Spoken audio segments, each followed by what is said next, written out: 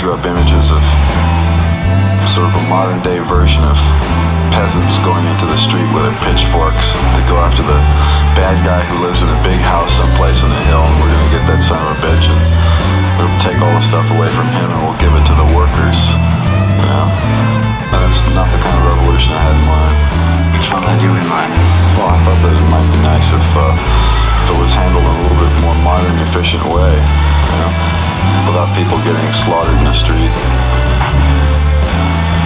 It's a matter of infiltration. What kind of infiltration? Because the thing that's wrong today is that the people who are in control of the media and the government and, you know, things that run the lives of the average person in the street, they aren't doing a good job of it because they don't really care. And so if you just replace them, I think that's a possibility. By interested people from the younger generation.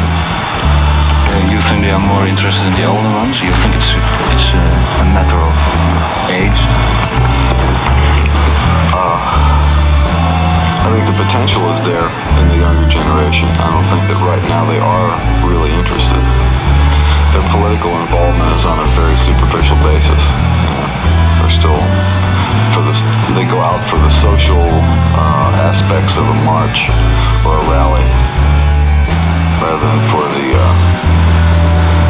what it could possibly accomplish. And I don't think that demonstrations are the best possible tactic.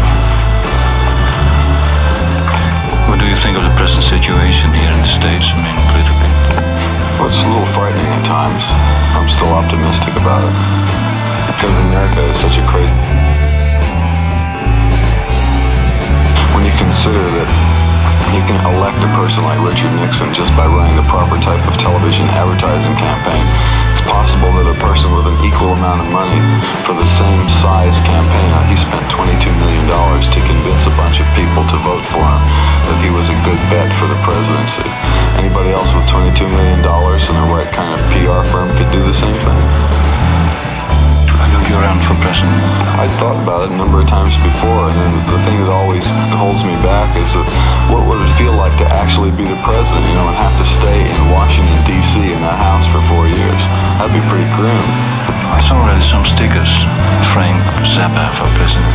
I haven't seen any stickers. I've seen some little cards that somebody printed up. I didn't have anything to do with it. But it's true, I had thought about it. I've thought about politics a number of times, but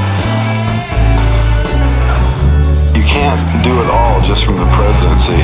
The president doesn't have the absolute control in the United States because the power is divided up between him and the Senate and the Congress and the rest of that crap.